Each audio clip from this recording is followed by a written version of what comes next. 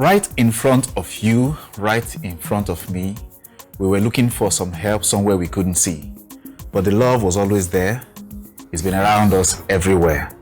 And I had to fall to finally see that you're right in front of me. And that's the lines from one of my favorite songs from Celine Dion. As a young guy growing up in a university, I know we listened to a whole lot of her songs. And it resonated with a lot of our stories, whether we're in pursuit of love, in pursuit of happiness, in pursuit of whatever thing that's really mattered to us. So on today's show, Late Night Conversations, I have with me somebody who is passionate about young people making the best out of themselves, young people becoming relevant in the society and shunning social vices, especially at this time when we are transitioning in from one government to another government. All right, this is Late Night Conversations. My name is KMos, and I need you to stay tuned if you're just tuning in. And after this break, we'll dig deep into this discussion. Don't go away. We'll be right back. Welcome back. It's still Late Night Conversations. My name is KMos. And then in the opening today, if you're just joining us, the opening, I recited some of the lines from our own dear Celine Dion in one of our songs. And somebody was telling me, why don't I just sing it instead of just saying the lines? Stay till the end of the show. You just might hear me sing it. All right. So the reason I brought that up is because sometimes we are doing things as seeking opportunities, striving to get certain things done, but the opportunities that we need, or whatever it is that would lead us to those opportunities, just might be right in front of us, and we would not see it. We just need a little more than just two eyes, maybe a third eye to see it. All right. Today on this show, I have with me someone who will help you see those opportunities, especially for the young ones who are always out and about. There are so many opportunities that are bound even where you are standing, but you don't see them. But right after this show, I'm sure you're going to open your eyes even more to recognize the opportunities that are around you. Help me make welcome my guest on today's show, the one and only Ade. Welcome. Thank you. Welcome. Thank you for having me. Yes. I was trying to recite like a poetry. Mm-hmm. Some of the lines that are beautiful lines that I've heard. It's not the kind of songs we hear these days. Mm-hmm. Where we have our artists repeat one phrase mm-hmm. from beginning to the end. But I get you. From that school of thought. Yes. We were the last generation that heard good music. You heard that? Don't even talk out. So when we had our conversation before we started, so mm-hmm. it just reminded me about that line, and I thought to just bring it to play because it kind of underlines the challenges that young people face. Mm. The challenge is not just them trying to find something to do and it's not coming, but there are things around you that can even help you, that you can utilize, leverage on, and become somebody in life, but then they are not seeing it. So it takes someone like you to mention some of these things and help them recognize some of these opportunities when they come. Somebody said that opportunities don't come in beautiful wraps, they come in dirty rags. Mm-hmm. And that is why a lot of people don't see them. Mm-hmm. Just speak a little bit about opportunities like that. Oh, thank you. When it comes to topics relating to youth, I'm always excited because whatever thing I'm sharing with the youth are practical solutions. Yes. I'm not just coming to talk about theories. These are practical things that I've put to test and they have worked for me. So most times I often tell the youth that everything you need around you to grow or to excel in life, they are around you. All you have to do is just calm down, reflect, and you begin to see opportunities. For instance, some people will say, no, the government, there's not enough enabling environment for them to excel, for them to grow. Most times when you keep making excuses, there's always 1,001 reasons why you need to fail. Yeah. But you need to rise above that mental limitation. Yeah. That if this man can make it without nothing, we've heard stories, people that came out from the ghetto, people that were, even some 2 years ago, they had nothing.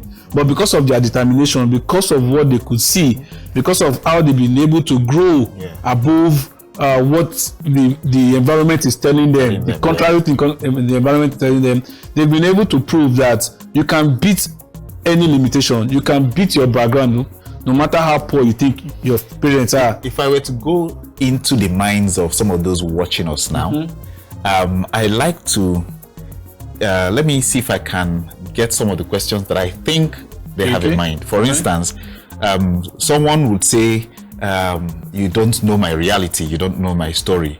For someone like us who don't even have any background that enabled us, or even environment that can enable us to excel, and then I find myself in a hostile society where everything is far from me. The opportunities, even if I were to start something on my own, I don't have the technical knowledge, I don't have the academic knowledge, and I don't have the funding to even do anything. So for someone who finds himself in that space, what would be your advice? Let me start with my own story. I started my NGO. You know, while I was growing up, I've never thought of doing something that big. But it started, I was just unemployed that period. I was in my living room and I was just going through social media. Those things have not even changed till date. I was just going through social media, and I noticed that everybody is either they are running courses on the government, they are cursing in the country. People are just saying things negatively about Nigeria and the society. Yeah. I decided to think outside the general perspective. I said, what if I come up with something positive? What if I come up with something that will make youth become optimistic? That's how it started. Okay. I started posting good things. God bless Nigeria. You know, things can be better. And all of a sudden, some of my friends in the US called me like, Buki, this thing you wake up in the morning, you're always encouraging people. You're always, you know, you're like hope now, the new hope that people have lost. That what is it about what you're doing? I said, man, Nigeria is a blessed country. We are all here. It's fine. Things might not be good at some moment, but we cannot keep condemning the government. That I'm just trying to be a symbol of hope to people. And after a month, the same person called me. Is this your NGO registered? And I said no. He said, please go and find out how much it will cost. You understand? To register it. That was how the whole story changed. You understand? I didn't have a kobo. I just started. Sometimes I tell you that one of the most important and difficult things to do is starting. That's the most important thing. That's the most difficult thing to do, just to start. And the fear of the unknown, the fear of failure has made a lot of you not start. So a lot of them just lay back and push the blame game. You understand? It doesn't work. I didn't have a kobo. Not the day I was doing the breast cancer awareness, and all my friends all over the world, I told them to just on the sheet of paper or cardboard write something. I was amazed how my organization has grown all over the world. Tears just dropped my head, like so that thing that started somewhere that I didn't even know was going to even survive a year or even a month. It was just an idea. And if all youths that are watching me, there's this advert I used to watch. There's a drop of greatness in every man. So there's a drop of greatness in everybody. If you take your time to think of your strength, there's something you can do better than every other person. If you take your time to look out for your talent or your gift, I tell you sit amongst kings. There are two directions I would like to go with that. Okay. You know, something one can always do better than other persons. Exactly. Now, there are people who first find it difficult to identify that thing that they can do better than any other person, because when they check everything they do, it's more like every other person is doing it. That is one part. And then there's the part of somebody who can identify a lot of things that I can do and do so well. And then they fall into that space of career crisis, not knowing which one to go for first. And that's where you see them trying to spread their resources. That is not even enough. Spread that resources to all of these skills, trying to grow them all, and none will board at the end of the day. Sometimes even when I try to encourage the youth, sometimes I still talk about the system. Sometimes the system, take for instance, let me use myself as an instance. I studied business management in the university, but when I grew up, when I came into the real world, I noticed that my strength wasn't even in what I studied. Okay. That the easiest thing for me to do is talk and convince people. Okay. So I have to go back and take other courses on public speaking and other mass communication courses like that. So a lot of us didn't have that privilege to have counselors. By that time, we are trying to move from that junior secondary school to senior secondary school. There's supposed to be a counselor that will ask you questions and know the direction you should take. For instance, in the US, as soon as you are as soon as you are that age of kindergarten, trying to grow up, they put you in a room.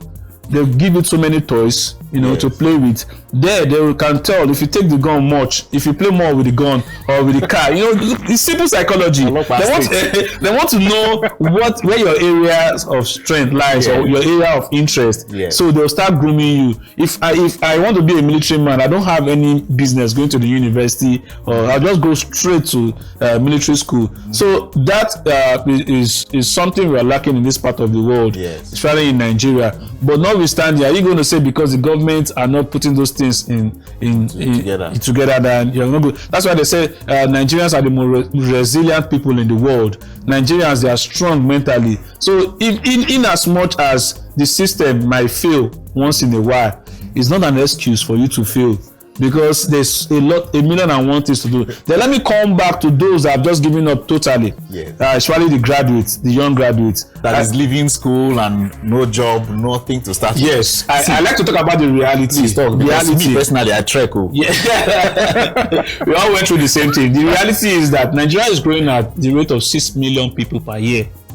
Wow. And there's no how a nation can provide. A nation that doesn't have good enough statistics to start with, our sensors are wrong. You understand? So if you don't know the number of people that are in your state or in your country, how do you plan for them? A lot of universities are springing up every day, colleges for education, but the equivalent of jobs are not out there. So you have to face reality at some point. You understand? Look at what somebody like John Kennedy said. He said, think of what you can do for America, not what America can do for you. You understand? And that's, I kept on thinking about such words like, man, these words are deep. Look at Mahatma Gandhi. He said, if I clean the world, if I clean my domain, you clean your domain. He cleans his domain, the whole world will be clean. There are some little things that will make you know that you are part of the solution. When you start seeing yourself as part of the solution, I think you'll be less frustrated and you start to think positively of what you can do to get out of that situation. What I would take away from this is think solution, don't think the problem. Thinking the problem would just, increase the size of it.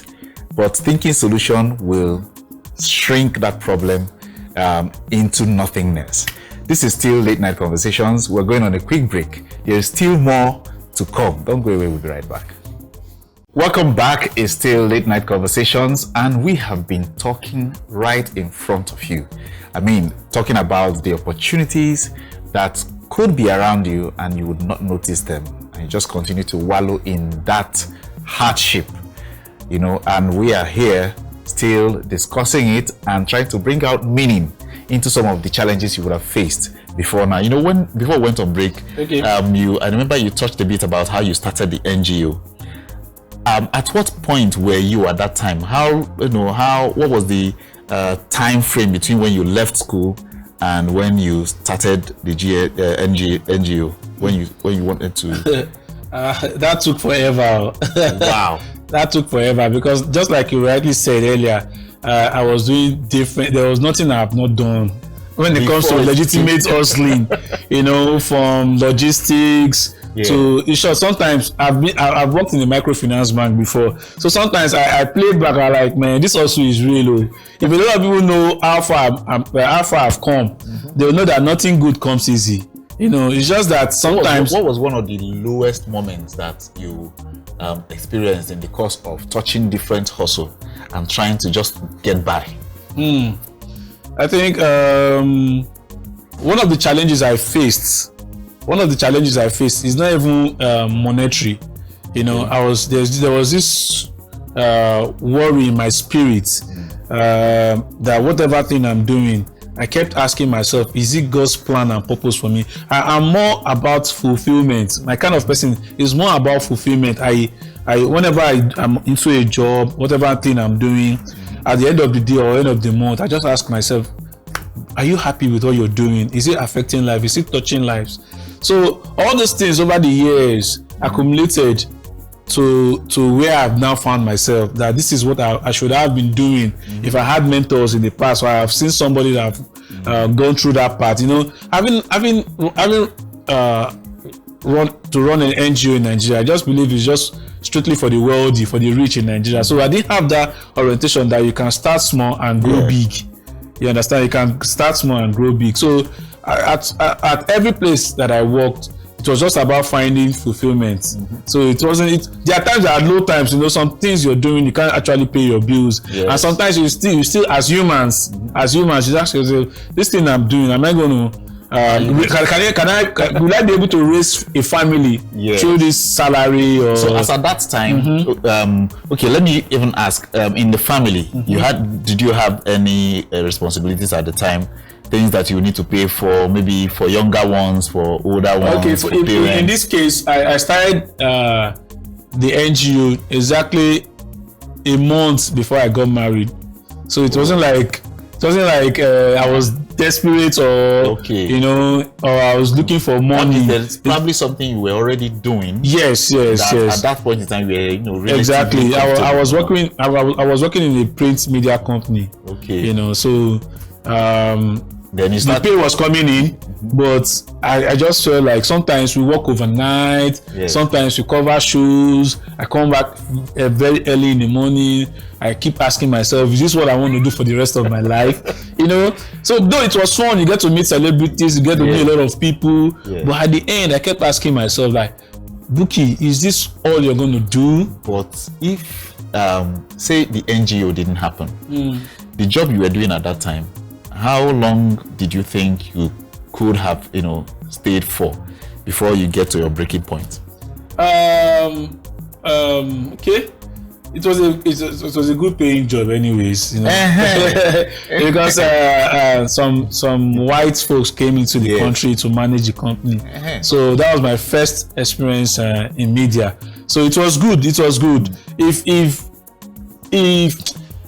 maybe that's what I would have been doing for a very long time before the NGO came. Not the NGO. But with the NGO it came with a lot of connection, a lot of respect, a lot of recognition and fulfillment. Yes, and fulfillment. You know, there's this thing I kept asking people: what wakes you up in the morning?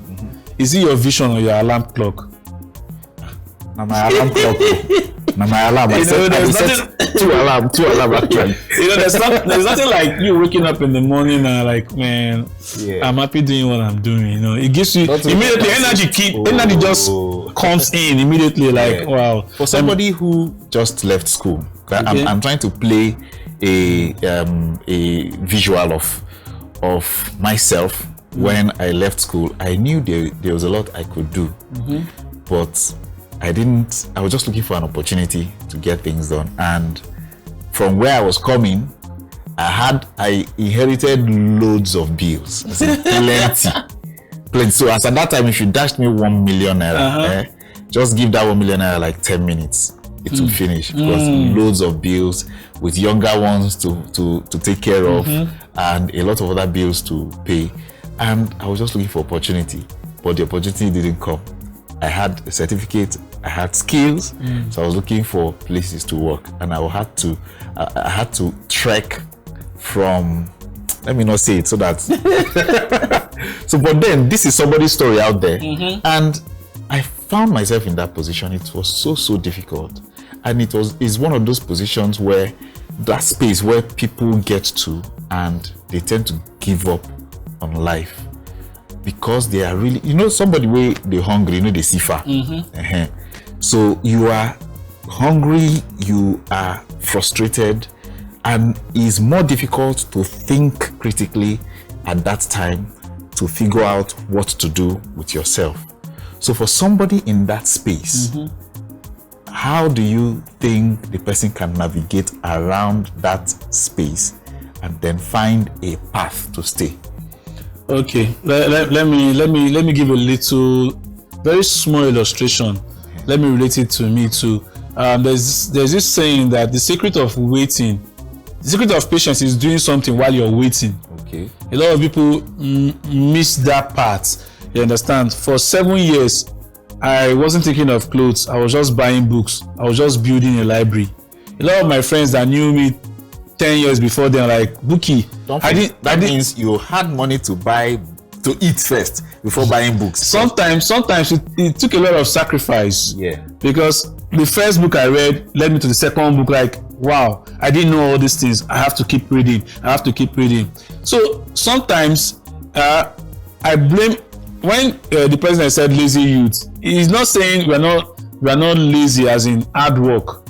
You know, like we can't work. That's not what, to me, after having a rethink about that word, lazy Nigerian youth, you know, the most difficult thing to do is thinking. The most difficult thing to do is having creative thinking.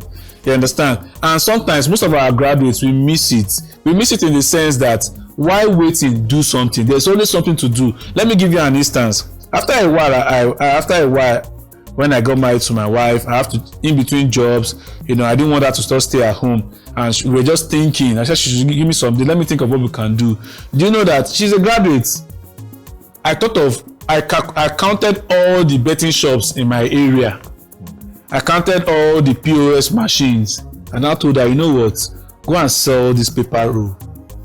We started that business with about, I think, 22,000. It grew up to like 300 something thousand before she now got another job. You know, if you look at your environment, there's always something, there's always a problem to fix. There's always something that people are not looking at. Yeah. You understand? So that's why sometimes I don't want to, most times when I talk, I don't want it to sound like I'm a motivational speaker. Yeah. You know, some people will say, this one you done better for you. That's why they talk like this. Exactly. No, I've been there. I grew up in I grew up in a military setting, like the barracks. So it wasn't like we were just average. It wasn't like we're just the poorest of the poor. But it was. We had this survival mentality then. Also like you had it all together. No. We have this survival mentality. A lot of people work for their parents. A lot of people have been into businesses as young as 7, 8. You know, so they know the value of money. So where we were coming from, you don't depend. You know, in short, the moment you start depending, they start to call you names. So everybody had this mentality of survival while we were growing up. So as a graduate, don't wait till you get that white collar job. You know, we grew up fine. When we're about to go to school, then we're having this mentality that, man, let me just go to the university. By the time we come out, you know, one bank will be employing me. I'll just be wearing my nice suit and nice shirt with my good car, and you know. So when the reality is not adding up, that's where frustration comes in. You understand? But you don't. I've seen a lot of graduates. A graduate did this, you know, and it's fast spreading all over Lagos now. I was one of his first customer. I told him that this man, if you take this job seriously and you don't look down on yourself that because you're a graduate, people might talk down on you and all that. In 2 years' time, it was as if a professor was talking to him. Now, most times he chats me and like he's doing well. You understand? If all of us look deep within us, there's always something you can do to survive. No matter, you can still start from your room, survive. You know, when you have a place to rest your head, you can think. From there, you can move on. That's actually the problem, because that survival part, they had. You all have a story. At some point, there's this thing that it's not a cheap advert for them because I'm on air, because the product is no longer available. They call it Pepper Terra then. It's like 3 in 1. There's pepper in it, there's onions in it, there's tomato in it. That thing survived me for like 2 years. Because that was the easiest jollof rice. You know, you don't have to go and buy pepper, buy onions. You just put it, you know, the one they call concoction, but this one is more richer than concoction. That thing survived me for almost a year or 2. You understand? With porridge care, you sometimes you eat it twice in a day. When you eat it, you don't eat very early. You eat around 12:1. So you keep the rest in the bag. So the so you meet up garinko. But all those things, do I remember those things now? If not for for this opportunity. Sometimes I don't remember all those things because life has been better. It's not like super better, but you know what it takes to be a symbol of hope to others. It means that at some point or at the stage you are now, you are able to think and see the problem of people. I tell people often, this one is just business idea that I'm sharing. We have about listen. We have about 20 to 25 million of citizens, people in Lagos. What are you selling to them? Yes, we have about 25 million people in Lagos. What are you selling to them? The moment you notice that you buy from everybody, you give to everybody, then it will always make you poor. You're supposed to be, even if it's one kobo, come up with an idea with one kobo that will circulate the whole of Lagos. There's always a way out. There's always a way out. I told somebody, I said, if there is nothing to do, I'll go to Yabago and buy okrika and be selling okrika. You understand? Because there is always a need. People will always wear clothes. People will buy food. There's always something to do. You can never be wrong with food, in fact, because there are sometimes when people have that big dream somewhere that they are looking at. I want to become some sort of figure, but I can't afford it now. So it's always necessary to work backwards a bit and pick up something that will help you get to this stage, get to this stage. Because it's a means to an end. Yes. You know, it's not the final destination, but it should be a means to an end. But a lot of people don't want to start. I don't want to say, I don't want to conclude, I don't want to generalize.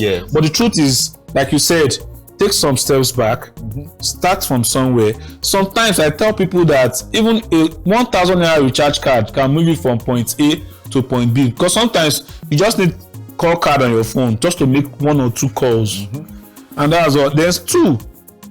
Don't see this period of your life, this struggling period, as a period where you need to outsmart people. Sometimes you need to start building contact gradually. Somebody will refer you. Somebody can beat his chest for you somewhere. You understand? That's the power of referral. I think I enjoy that a bit. Sometimes in whatever thing you're doing, no matter how small, just try your best possible. Nobody holy pass, but just try your best possible to be sincere. You understand? To be reliable. When people know that you are reliable, they can tell other people about you. You understand? So just imagine, for you know that it's in business to be hungry and be reliable. These are principles that when you start to read books, you see those principles that have worked for a lot of people. You can practice it. For one individual that you have known another 25 persons. For knowing you today, for meeting with you, if this conversation continues after this, I have met another 25 persons that are connected to you, that same you can say, I met one bookie. The guy, you can work with him, he's a reliable guy. That is how sometimes reliability, sometimes your sincerity is your currency.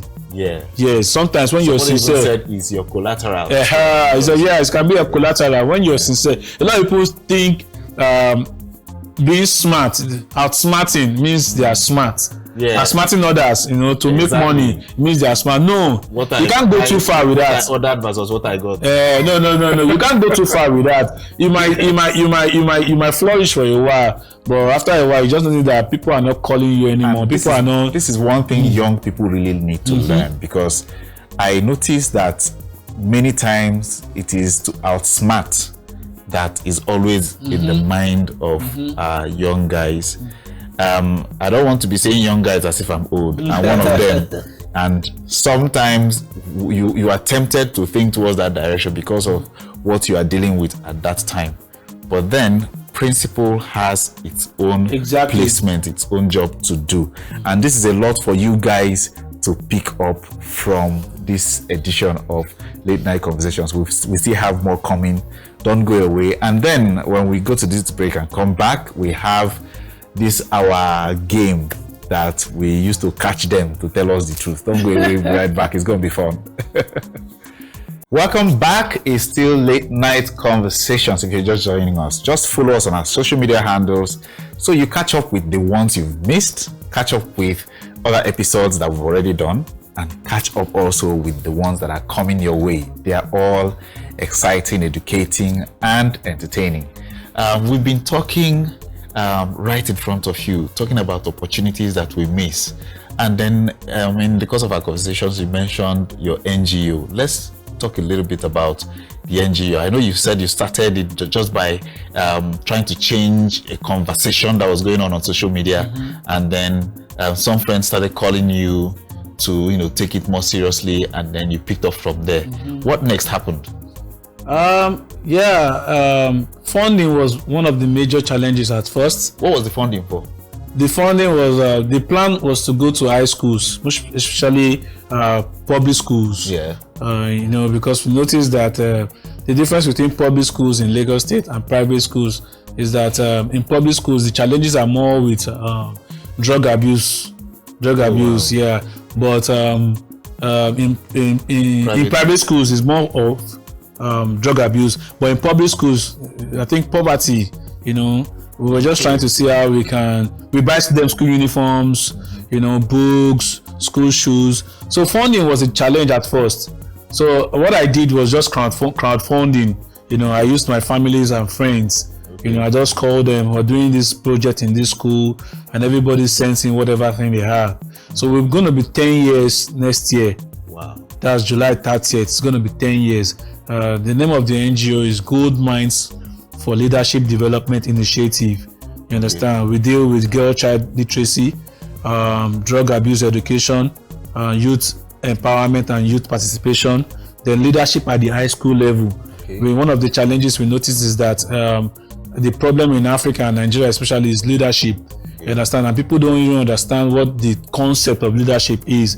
They believe that the leader is supposed to be the boss. You understand? But the real concept is that leaders are the servants. They're supposed to serve the people. You understand? So we've been trying to catch them young. We've been trying to catch them young at that age, sensitize them about what the leader should be like, what an ideal leader should be like. So we're trying to instill in them those leadership attributes, those leadership ideals that we want to see. That you see yourself as a leader. Take responsibility, your actions, your daily actions, tell us of the general. As you listed the areas that you guys cover, something about the girl child literacy, and then what's the other one? Drug abuse education. So what informed the choice of these areas that you selected? Because for some persons, there are some persons that I've had to talk with, and they have had personal experience with drugs, and for some other people it is a loved one or colleague or someone they know, and that has had some bad experience that informed their decision to go into education that will change that narrative in the society. So what informed the choice of the at first we came into those schools with the idea of focusing on leadership. But when we interacted with those students, one-on-one, we noticed that a lot of them are not even interested in schooling after their high school. That we later noticed that break in between SS3 and SS1, a lot of girls get pregnant and they don't come back to school. You understand? Those are statistics that we later gathered. Then drug, we noticed that even in our immediate environment, this drug thing, I can't imagine while we were growing up, drug wasn't in short. Your parents will, if they notice anybody is into drugs, the way they warn you not to go close. So I think drug was becoming so rampant amongst this youth. So we decided to just break it down. Let's not focus just solely on leadership. Let's talk to them about the girl child literacy, because there are a lot of girls that we talked to then, that we had conversation with. We noticed that they are even limited in thoughts. Their thoughts are limited, that there's nothing. I end up in the kitchen. All right. So you were just telling me about the collection of areas that your NGO was looking at, and so far, how have you? What impact would you say you have made so far in going about educating the children? One of my high points, or most times the high points, is when I go around and somebody stops me on the road, like, you came to my school. I saw you. I have your journal, because sometimes we have a journal that we share for those students. It's easy to complain about the BAT system, But what are you doing? Are you part of the solution? You understand? You complain that the kids go on the internet to read all sorts, that they are exposed to the wrong kind of information. But what are the right information that you're giving them? Yeah. So we have our own journal to sensitize them. So most times when their parents call, it's always fulfilling. Thank you. The uniforms, because sometimes in those public schools, some of the students wear their uniforms from JSS1 to JSS3 without changing them. You understand? So sometimes so outgrow them. Yes, and sometimes patches and all that. So sometimes their parents call, thank you, God will bless you. And sometimes it might look like a drop in the ocean. You understand? But just imagine the impact in that life. Just imagine with the number of students we've been able to talk to in the past 10 years.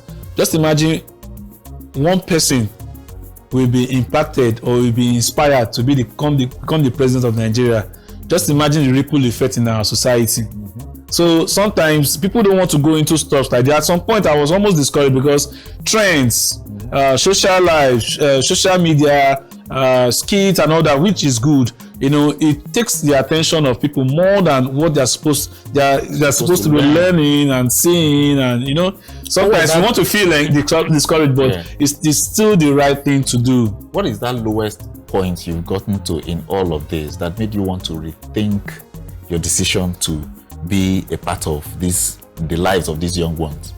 The lowest point is I thought about it at some point, but later I just saw it as there's something that happens to a lot of people, no matter how big you've grown in whatever field. There are sometimes you just wake up and you just feel like giving up. I just feel like I don't want to do this thing anymore. People don't appreciate it. People don't appreciate me. It comes like that. But it's a life from the pit of hell. Because whenever you're doing well, whenever you're about to hit that breakthrough, those are the times that thoughts like that will keep coming. So whenever thoughts like that come, I just wave it off and I continue. It's normal. You're like, are people really watching? Are people really listening? Am I really impacting lives? Am I really doing the right thing? Why am I not trending? Yes. Why am I not everywhere? Yes. Why am I not in the UN? Yes. But it's just a way to discourage you. So I just wave it off. Get the attention of these international bodies that are into funding. Yes, it's one of the most difficult things to get. Getting the attention. Yes, it's one of the most difficult because the society that space has been saturated one way or the other. A lot of people don't trust people that run NGO, so you have to work really hard. You have to work extra hard to convince international donors. But like I said earlier, if it was for the money, I would have stopped. Yeah, you understand. But the encouragement is that I like what I'm doing. Great. That is it. We've been gathering a whole lot of learnings from my guest here on the show. Buki has been fantastic all through today, and he has dished out a lot of ideas for you. Something to start with, something to run with, and something to hold on to for those times that you would, consider giving up what you're trying to do. And it's been amazing. In fact, I'm sober now because there are things that he has said and reminded me of that I ought to have done way back, but nobody told me. Nobody told me. Now I'm hearing it at old age. All right, it's been an interesting time. Thank you so much for coming, and thank you so much for. But we're not letting you go yet. Okay. I have this box that you're going to play one small game for us. So that it's shining like this. Yes. I don't want to mention the name I call it on here now. There's a name I call it off camera. Okay. And it's from my producer. Okay. When you look at the box and look at the producer, they have similarities. Okay, what is this about? Yeah, so this is a random pick. Okay. So you will have some questions inside that would dig out some of the bad things that you've done.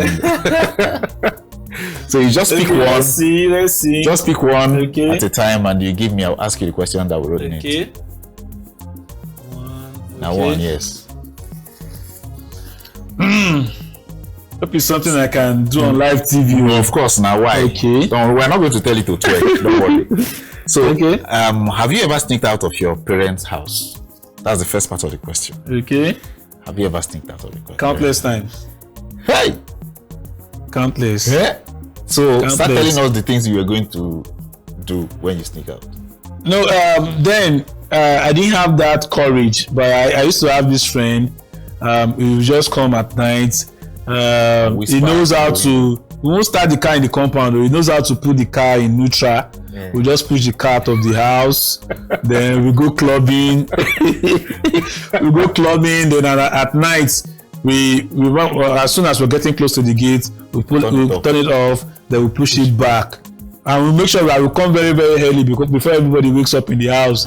So those are one of those times. Can you imagine? You push a whole car out. So the first day we tried it, the first day that I tried it, I was like, so people have been doing these things for years. Get the next question. Okay. All right. Car. How many am I taking? Don't worry, it's as the spirit leads. Okay. All right. This one has something you need to do now. Okay. So first of all, what's your favorite song of all time? Favorite song?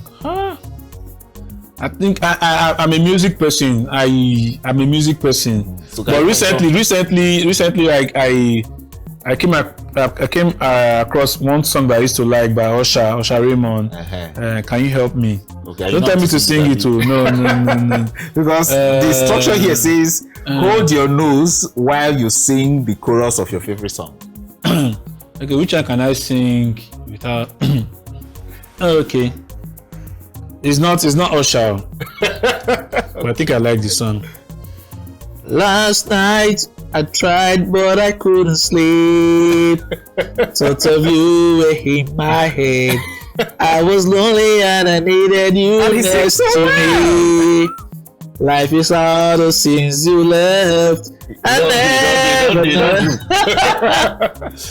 Get the last question. Let's take one last one before we go today. Yeah.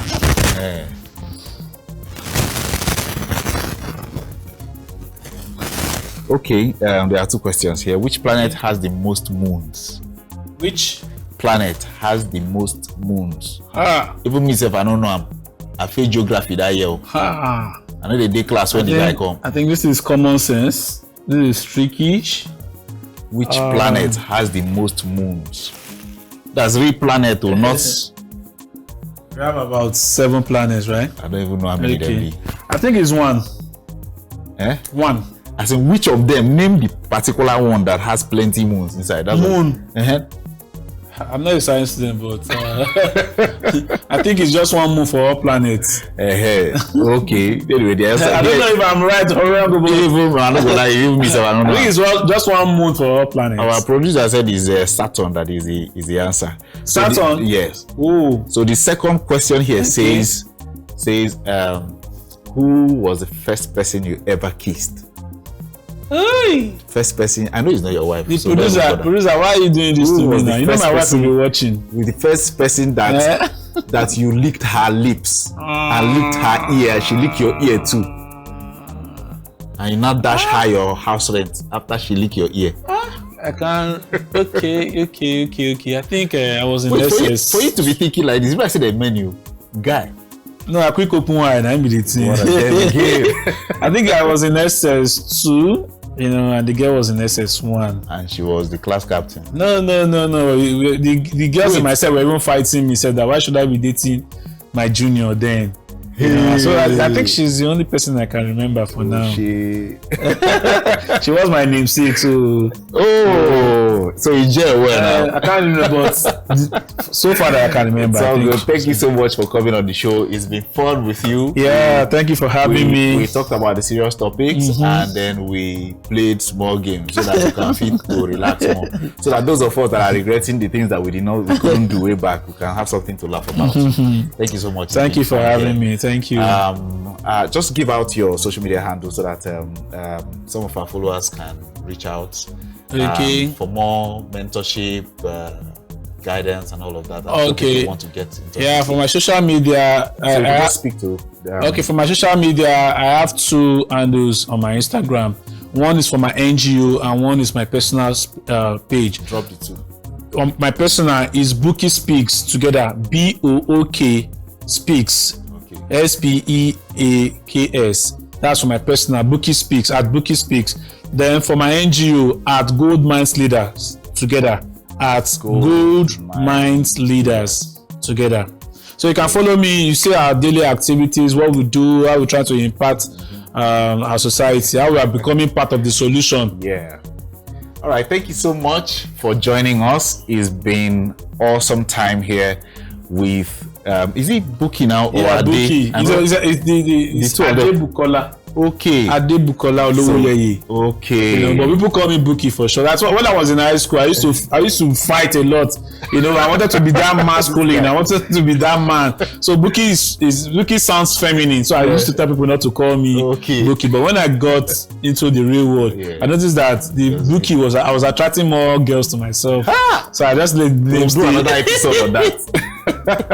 All right, guys, thank you for joining us. I hope you've learned something. I hope you've picked up some of those dreams that you had dropped out of frustration. I hope you have opened your third eye to look around and see some of those things that are just right in front of you that you didn't even recognize since.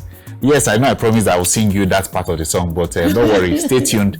The next episode of this show, I'll be singing it, I promise you. Thank you so much. It's bye for now.